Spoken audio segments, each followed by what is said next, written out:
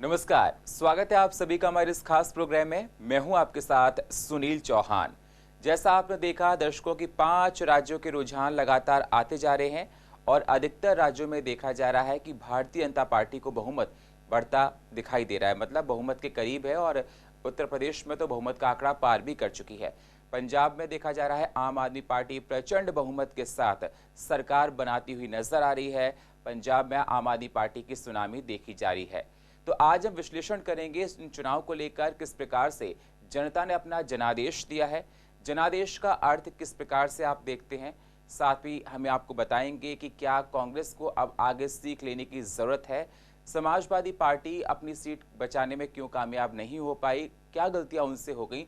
बहुत सारी महत्वपूर्ण बातें, और जो बड़े चेहरे थे उनको हार क्यों मिली।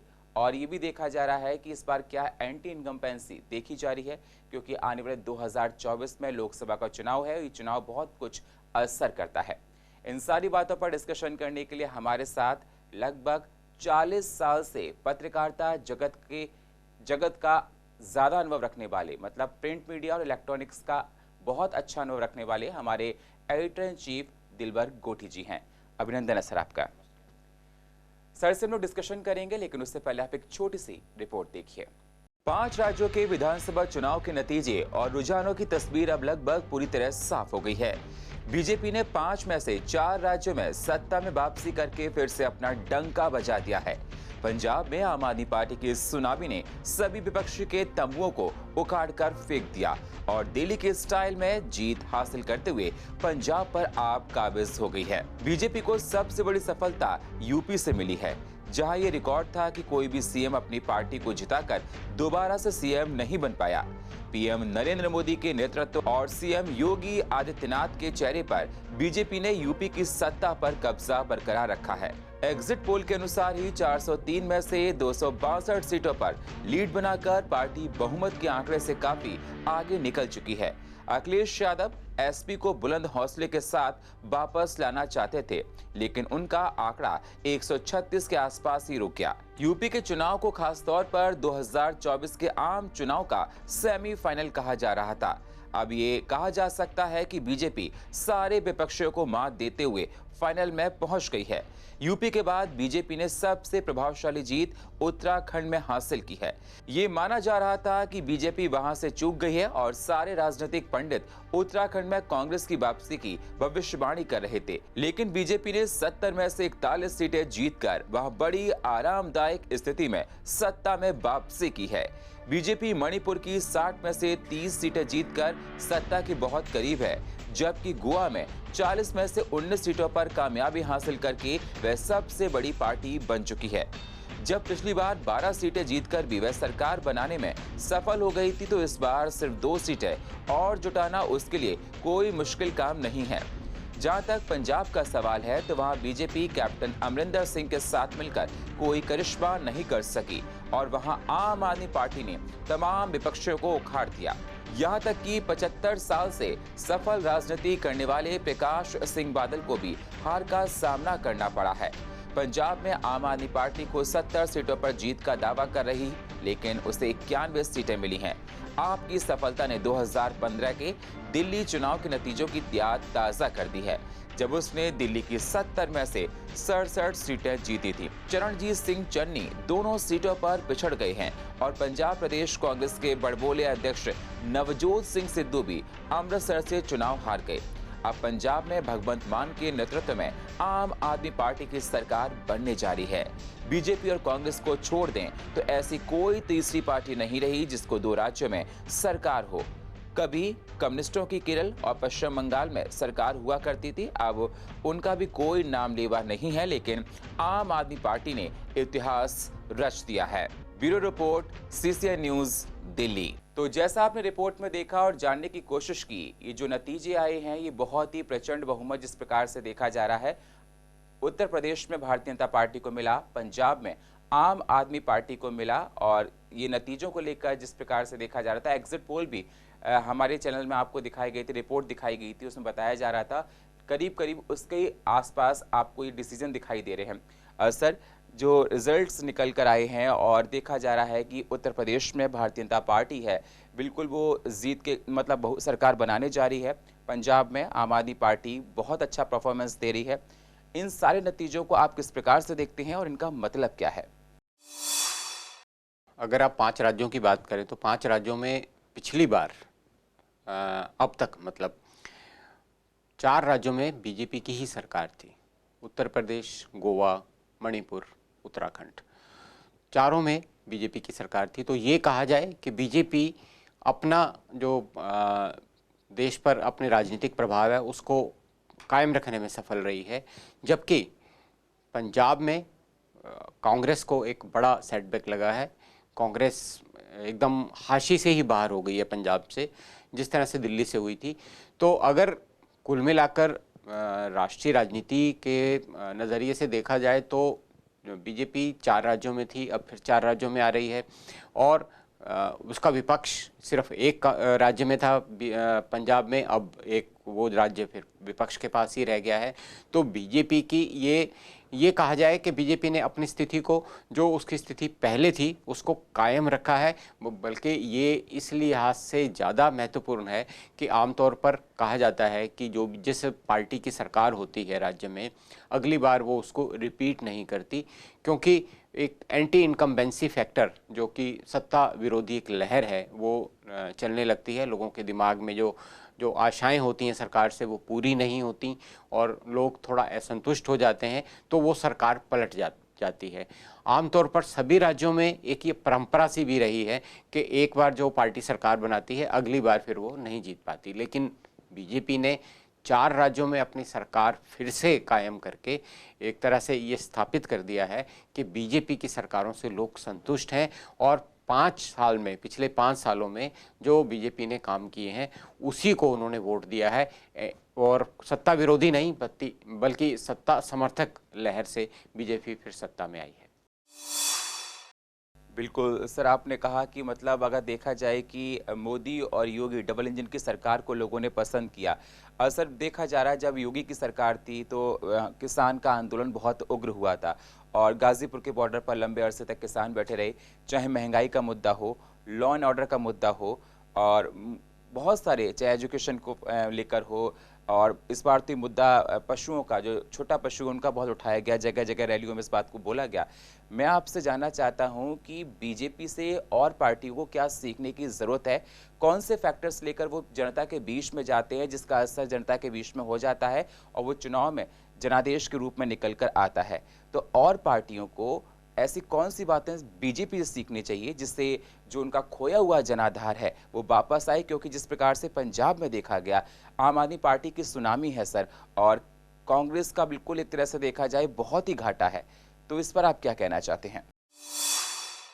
देखिए, हम एक एक राज्य की अगर बात करें, सबसे पहले अगर हम आपने पंजाब का जिक्र किया, पंजाब की ही बात करते हैं। पंजाब में आम आदमी पार्टी ने 91 सीटों पर या तो आगे चल रही है या वो सीटें जीत चुकी है। 117 में से 91 पर जीत हासिल करना, कुल मिलाकर देखा जाए तो 80% से ज़्यादा सीटों पर उसने कब्जा कर लिया है। ये जीत दिल्ली जैसी ही जीत है जो उसने 2015 में हासिल की थी और फिर 2020 में उसको रिपीट किया था। अगर आप 2017 के चुनाव को देखो तो तब भी ऐसा हुआ था, तो ऐसा लगता था कि आम आदमी पार्टी सत्ता में आ रही है। तब आम आदमी पार्टी ने जो सर्वे जारी किए थे अपने, उसमें उन्होंने कहा था कि वो 90 से ज़्यादा सीटें जीत रही है, लेकिन आम आदमी पार्टी पिछली बार सिर्फ 20 सीटें ही जीत पाई थी। इस बार आम आदमी पार्टी दावा कर रही थी कि वो 70 सीटें जीतेगी, लेकिन वो 91 सीटें जीत गई है। इसका अब अगर पंजाब को देखें तो पंजाब में कांग्रेस का बहुत अच्छा एक प्रभाव था। पिछली बार 77 सीटें जीत जाना कोई मामूली बात नहीं थी, लेकिन इस बार चुनाव से ठीक 6 महीने पहले, जिसे कहते हैं कि विनाश काले विपरीत बुद्धि, कांग्रेस के नेतृत्व ने एक ऐसा फैसला लिया जिसको कोई भी कांग्रेसी वहाँ पचा नहीं पाया। जिस तरह से नवजोत सिंह सिद्धू को प्रदेश अध्यक्ष बनाया गया। नवजोत सिंह सिद्धू के बारे में ये कहा जाता है कि वो बहुत बड़बोले हैं, हालांकि वो बहुत जिस तरह बोलते हैं वो लोगों को उनकी लच्छेदार भाषा पसंद आती है, लेकिन राजनीति में सिर्फ लच्छेदार भाषा नहीं चलती, राजनीति में जनाधार भी चलता है। लेकिन कांग्रेस नेतृत्व ने वहाँ बिल्कुल भी इस बात की परवाह नहीं की। तब ये कहा गया कि ज़्यादातर विधायक कैप्टन अमरिंदर सिंह के खिलाफ हैं और वो चाहते हैं कि सत्ता परिवर्तन हो। कांग्रेस कोई बीच का रास्ता नहीं निकाल पाई।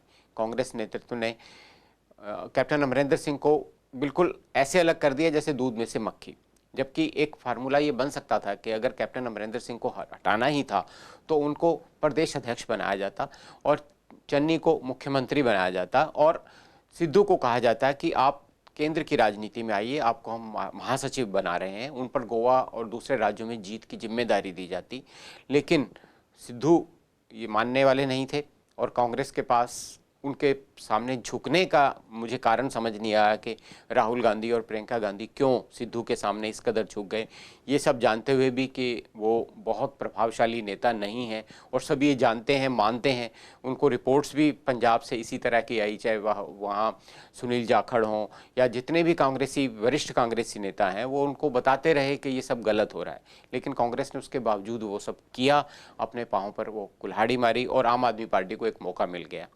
जहाँ तक आम आदमी पार्टी की जीत का सवाल है या बड़े बड़े नेताओं की वहाँ से हार का सवाल है, तो जब जनता एक लहर, एक सुनामी में सवार हो जाती है, जैसे सुनामी शब्द आपने इस्तेमाल किया, उसमें सवार हो जाती है, तो फिर बड़े बड़े नेता लुढ़क जाते हैं।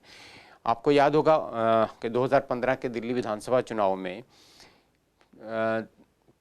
सारे ही बड़े बड़े नेता लुढ़क गए थे। 2013 में अपने आम आदमी पार्टी के अध्यक्ष केजरीवाल ने शीला दीक्षित तक को हरा दिया था। शीला दीक्षित का हारना को कोई सपने में भी नहीं सोच सकता कि शीला दीक्षित हार जाएंगे, उनके तमाम मंत्री हार गए थे चुनाव। तो जब इस तरह की सुनामी आती है तो बड़े जो स्थापित लोग हैं वो भी उखड़ जाते हैं और वो सब पंजाब में हुआ है। तो इसी तरह अगर यूपी की बात करें कि यूपी में क्या हुआ, यूपी में आमतौर पर जाति और धर्म की राजनीति चला करती है और जाति और धर्म की राजनीति में अब तक क्या होता आया था, अगर 5 साल पहले हम चलें, 2017 से पहले देखें, तो जितने भी विपक्षी दल थे वो अल्पसंख्यकों को एक करते थे और बहुसंख्यकों को विभाजित करते थे।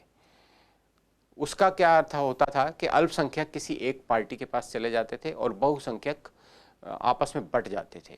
बीजेपी ने इससे उल्टा किया, उन्होंने बहुसंख्यकों को एक किया और अल्पसंख्यकों को बाकी पार्टियों में बांट दिया।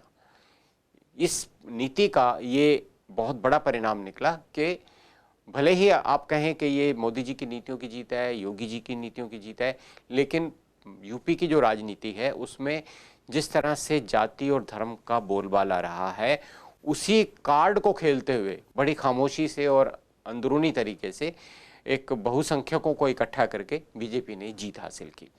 ये ठीक है कि पिछले 5 सालों में उनके काम से लोग संतुष्ट हुए और बीजेपी दोबारा आई है।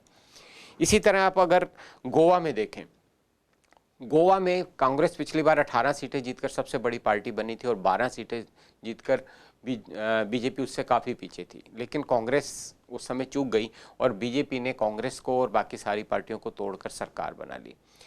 इस बार वहाँ ममता बनर्जी ने एंट्री की। ममता बनर्जी और आप सब ये चाहते थे कि वहाँ कांग्रेस के साथ समझौता हो जाए। कांग्रेस वहाँ समझौते के लिए तैयार नहीं हुई। नतीजा क्या हुआ, सारा विपक्ष वहाँ बिखर गया और इसका पूरा लाभ बीजेपी को मिल गया। इसी तरह अगर आप उत्तराखंड की बात करें, उत्तराखंड में कांग्रेस के अंदर इतना ज़्यादा असंतोष, मतभेद थे कि हरीश रावत को आखिरी दम तक उनको चेहरा बनाने के लिए कांग्रेस पार्टी, कांग्रेस आलाकमान तैयार नहीं हुआ। दूसरी तरफ आप देखें तो अगर गलती करें, आप कहें कि पंजाब में मुख्यमंत्री को बदलकर कांग्रेस ने गलती की, तो यहाँ तो बीजेपी ने 2 बार मुख्यमंत्री बदल दिए, 4 महीने बाद फिर से बदल दिया, तो उसका नुकसान बीजेपी को होना चाहिए था, लेकिन नहीं हुआ। वो इसलिए नहीं हुआ कि उससे बड़ी गलतियाँ कांग्रेस करती रही वहाँ, तो उसका सीधा लाभ बीजेपी को मिला और बीजेपी ये स्थापित करने में सफल रही कि हम यहाँ सरकार अच्छी तरह से चला सकते हैं।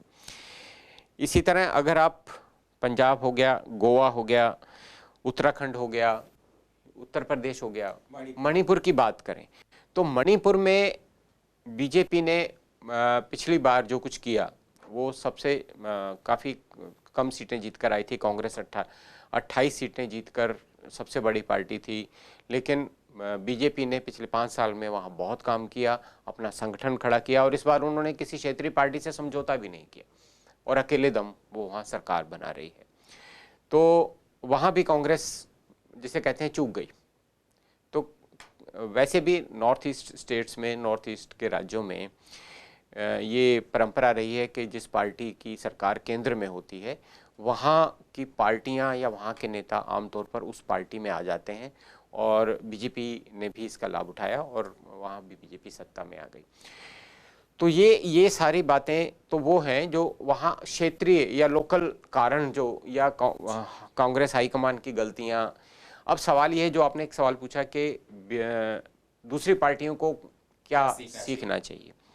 तो दूसरी पार्टियों को सीखने के लिए बीजेपी ने बहुत सी चीज़ें दी हैं, बहुत से फैक्टर दे दिए हैं। सबसे पहली बात तो है जो बाकी पार्टियों में नहीं है और सिर्फ बीजेपी में है, वो है नरेंद्र मोदी।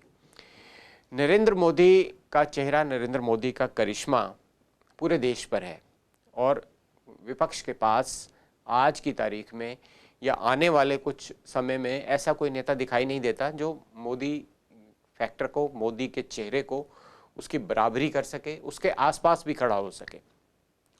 तो सबसे बड़ी बात, सबसे बड़ा फैक्टर तो मोदी है। दूसरी बात यह है कि बीजेपी जब भी चुनाव लड़ती है तो वो पूरे मनोयोग से लड़ती है, पूरी ताकत लगा देती है। एक शब्द है जोर शोर। अगर आपने देखा हो कि जब कोई बहुत भारी चीज़ कोई मज़दूर उठा के ले जाते हैं तो वो जोर जब लगाते हैं तो एक नारा लगाते हैं, जोर लगा के हईशा। वो क्या होता है? वो एक तरह से उत्साह पैदा करने वाली बात होती है। तो बीजेपी का नेतृत्व और बीजेपी सारी, उन्होंने जोर और शोर, अब कहा जाता है कि ये चुनाव जोर शोर से लड़ा, उन्होंने इन दो शब्दों को अलग अलग कर दिया। वो जोर भी लगाते हैं और शोर भी मचाते हैं। आज का युग मार्केटिंग का युग है। आज का युग जो है ये दिखाने का युग होता है कि हम क्या कर रहे हैं, हम कितना कर रहे हैं, हम कितने जोर लगा के कर रहे हैं। और बीजेपी ने जोर भी लगाया, शोर भी मचाया, जीत का उनमें जो जीतने की जो है वो इच्छा भी दिखाई और इसीलिए वो बाकी पार्टियां नहीं कर पा रही, बाकी पार्टियां उसके आसपास नहीं खड़ी हो रही। आम आदमी पार्टी ज़रूर ऐसा करती है और मुझे लगता है कि जैसे दिल्ली में उन्होंने जीत हासिल की है वही उन्होंने फार्मूला पंजाब में अपनाया और वही जोर शोर उन्होंने वहाँ किया है।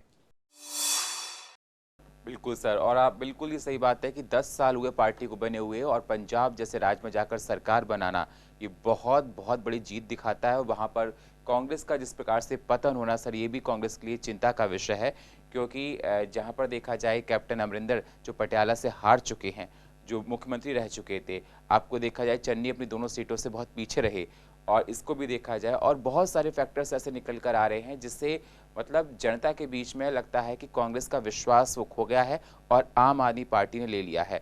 और सर ये देखा जा रहा है कि कांग्रेस की जगह आम आदमी पार्टी लेती जा रही है, तो कांग्रेस को अब ऐसा क्या करना चाहिए कि अपनी जगह को बरकरार रखे और आम आदमी पार्टी आगे चलकर उनकी जगह को ना ले पाए? क्योंकि आम आदमी पार्टी कांग्रेस की जगह पे ले, चाहे दिल्ली का आप इलेक्शन ले लीजिए, दिल्ली में भी कांग्रेस का कोई खाता नहीं खुल पाता है और आम आदमी पार्टी उनकी जगह ले लेती है, उनका वोट बैंक उनमें ट्रांसफर हो जाता है।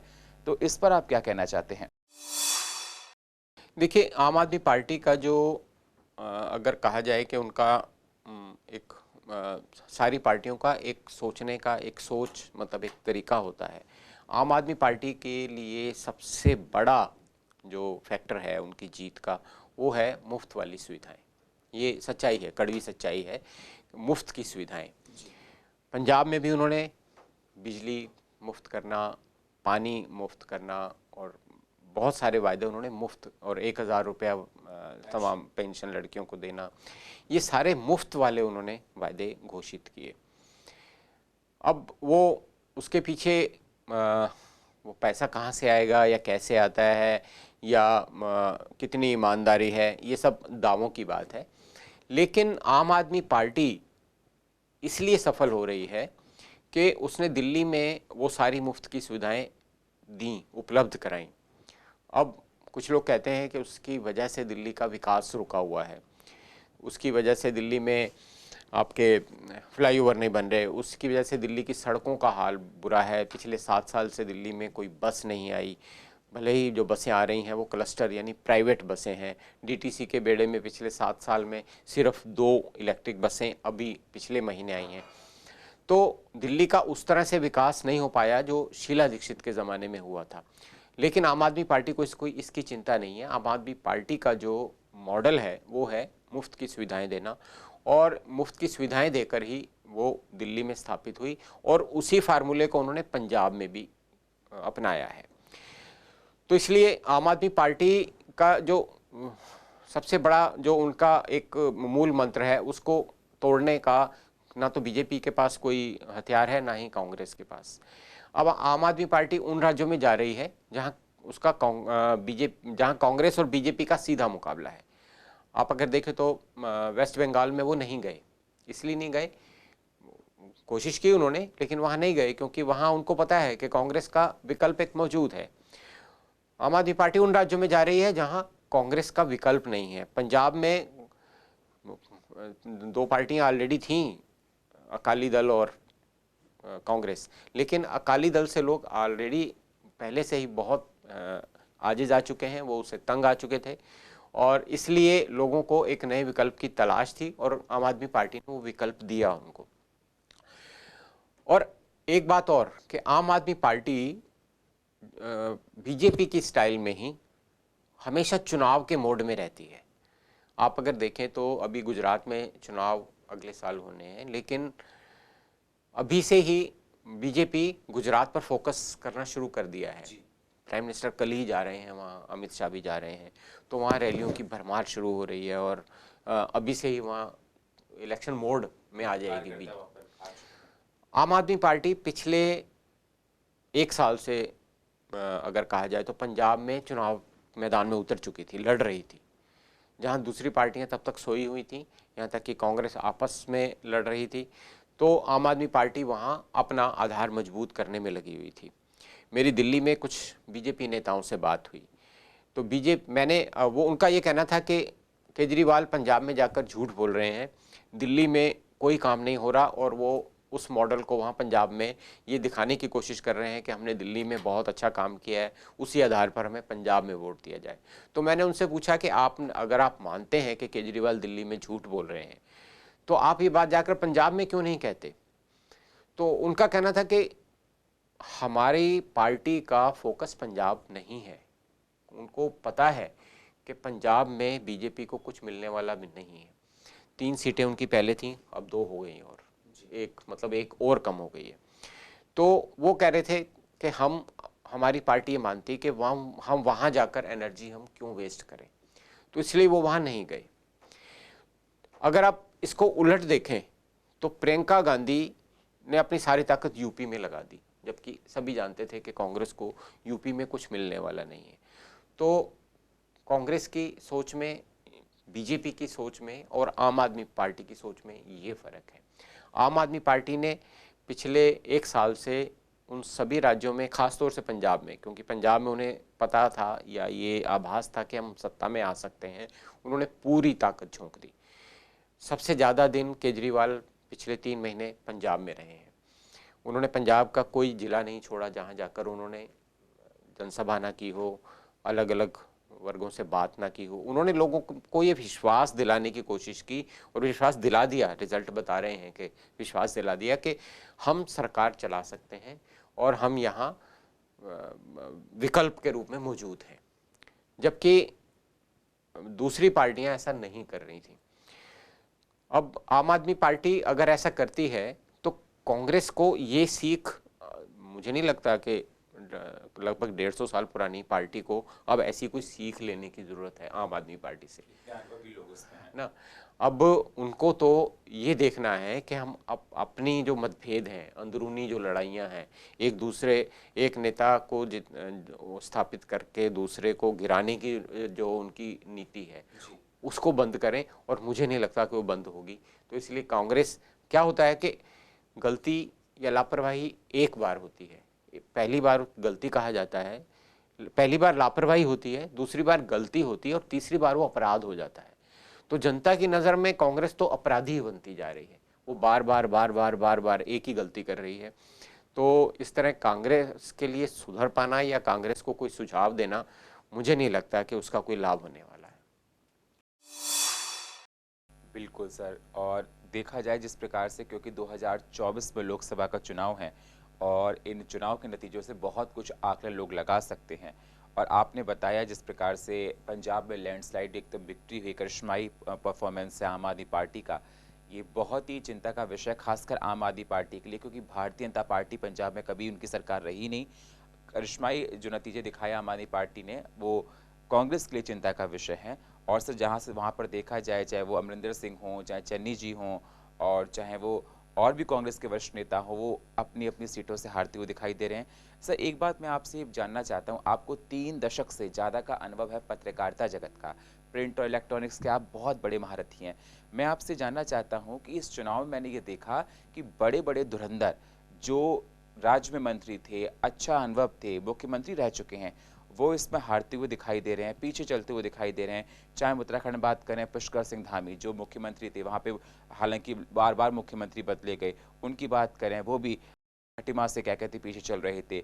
हम लाल कुआं की अगर बात की जाए तो वहाँ से हरीश रावत कांग्रेस के जो मुख्यमंत्री रह चुके हैं, वो भी पीछे चल रहे थे। चन्नी साहब की बात करना चाहें, कैप्टन अमरिंदर पटियाला से हार चुके हैं, और अगर देखा जाए सिराथू से केशव प्रसाद मौर्य जो कि मंत्री थे राज्य में, वो भी पीछे चलते हुए दिखाई दे रहे हैं। तो इन सारे जो बड़े बड़े लोग हैं, जो लोग एक केंद्र में अपना विजन रखते हैं, जो जनता के बीच में जाते रहते हैं, नई नई पॉलिसीज़ को बनाते हैं, उन लोगों का हारना जनता में किस प्रकार का मैसेज देता है, या कौन कौन सी मिस्टेक्स को दर्शाता है? देखिए, इन चुनावों ने एक बात साफ कर दी है कि चेहरे से चुनाव नहीं जीता जा सकता। अगर चेहरों से चुनाव जीता जाता तो फिर पंजाब में कांग्रेस के पास इतने बड़े बड़े चेहरे थे, नवजोत सिंह सिद्धू नंबर 3 पर, जो कि जिनके चेहरे पर कांग्रेस चुनाव लड़ रही थी, जिनकी लच्छेदार भाषा पर कांग्रेस चुनाव लड़ रही थी। पंजाब की बात तो चलिए छोड़िए, कि वो इसलिए कि वहाँ आपने जैसे कहा कि सुनामी आई है, तो उस सुनामी में बड़े बड़े नेता उखड़ गए, जैसे कि दिल्ली में उखड़े थे, चाहे 2015 का चुनाव हो, चाहे 2020 का हो। लेकिन यूपी में केशव प्रसाद मौर्य का पीछे होना, ये एक हैरान करने वाली बात है। और मेरा ये मानना है कि हर चुनाव में, हर एक चुनाव में कुछ बड़े नेता चुनाव जरूर हारते हैं या गिनती में पीछे चल रहे होते हैं। हाँ, तो वो ये पुष्कर धामी या हरीश रावत, पुष्कर धामी के बारे में कहा जा सकता है कि वहाँ उत्तराखंड की एक अजीब सी परंपरा है कि वहाँ आमतौर पर जितने भी मुख्यमंत्री होते हैं वो या तो पीछे रह जाते हैं या हार जाते हैं। हरीश रावत ने इस बार अपनी सीट बदल ली थी, वो जहाँ से लड़ना चाहिए था उनको, उन्होंने सीट बदल कर दूसरी सीट पर आए। उसकी वजह भी ये थी कि वहाँ से जो पहले से उम्मीदवारी का दावा कर रहे थे हरीश रावत, उनको वहाँ से नहीं लड़ने देना चाहते थे, इसलिए वो वहाँ से लड़े। तो ये कांग्रेस की अंदरूनी राजनीति थी कि वो हरीश रावत को वहाँ से, लाल कुआं से लड़ना पड़ा और वो पिछड़ गए। बिल्कुल सर, लास्ट सवाल मैं आपसे और करना चाहता हूँ, उसका शो को वाइंड अप करेंगे। फैक्टर्स की अगर बात की जाए भारतीय जनता पार्टी की, वो जहाँ तक इलेक्शन में पूरा सुना गया कि 80-20 का चल रहा है, MY फैक्टर चल रहा है, मोदी जी और योगी जी के नेतृत्व में पूरा इलेक्शन लड़ा गया, बहुत सारी बात, चाहे प्रो इनकम्बेंसी की बात हो, एंटी इनकम्बेंसी की बात हो, ये सारे फैक्टर्स क्या काम आए, और कौन कौन से फैक्टर्स ने जनता के बीच में प्रभाव ज़्यादा छोड़ा, जिससे भारतीय जनता पार्टी के जोली में वोट ज़्यादा आए? देखिए, मैं जैसे पहले भी आपको कहा कि सबसे बड़ा फैक्टर है नरेंद्र मोदी। नरेंद्र मोदी के मुकाबले में किसी पार्टी के पास अब कोई नेता नहीं है, तो अब मुकाबला बराबरी का कहीं है ही नहीं। तो और इसलिए पंजाब में ज़रूर आम आदमी पार्टी जीती है, लेकिन पंजाब में बीजेपी का कोई जनाधार पहले से ही नहीं रहा। वो हमेशा अकाली दल के साथ मिलकर चुनाव लड़ते रहे हैं और उनकी सीटों का खाता मुश्किल से कभी दहाई पर पहुंचा होगा। तो उसको छोड़ दें तो बाकी सब जगह सबसे बड़ा फैक्टर मोदी हैं। और ये कहा जा रहा था कि ये 2022 का चुनाव 2024 के चुनाव का सेमीफाइनल है, और बीजेपी ने ये दिखा दिया है कि वो सेमीफाइनल जीत गए हैं। और अब आप यकीन मानिए और आप देखेंगे भी कि अगले 2 सालों में अब बीजेपी चुनावी मोड में ही रहेगी। बाकी पार्टियां अभी सोई रहेंगी, लेकिन बीजेपी उस सिर्फ स्टेट्स में नहीं जहां चुनाव होने में, उनकी बात नहीं कर रहा, गुजरात, छत्तीसगढ़, मध्य प्रदेश, राजस्थान, मैं इनकी बात नहीं कर रहा, मैं बात कर रहा हूं राष्ट्रीय स्तर की। बीजेपी अगले 2 साल अब चुनावी मोड में रहेगी और मोदी जी उस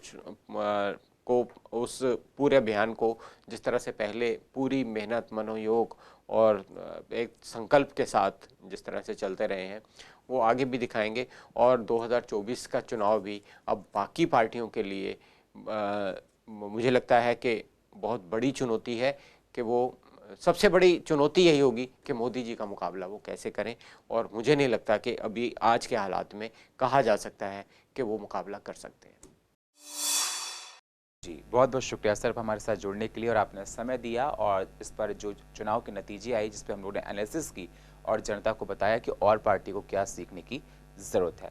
तो देखा आपने दर्शकों, हमारे एडिटर इन चीफ दिलबर गोटी सर ने आपको बताया, समझाया, ये सेमीफाइनल था लोकसभा चुनाव को लेकर और पार्टियों को अभी से ही तैयारियां शुरू कर देनी चाहिए, क्योंकि ये सेमीफाइनल में भारतीय जनता पार्टी अच्छा परफॉर्म कर रही है, आम आदमी पार्टी ने बहुत अच्छा परफॉर्मेंस दिया है। तो ये चुनाव बहुत इंपॉर्टेंट रोल प्ले करेंगे, इसलिए और पार्टियों को अब बहुत अच्छे से तैयारी करने की ज़रूरत है। और फिलहाल हमारे इस खास प्रोग्राम में इतना ही। बाकी खबरों के लिए आप बने रहिए CCN के साथ। तब तक के लिए नमस्कार।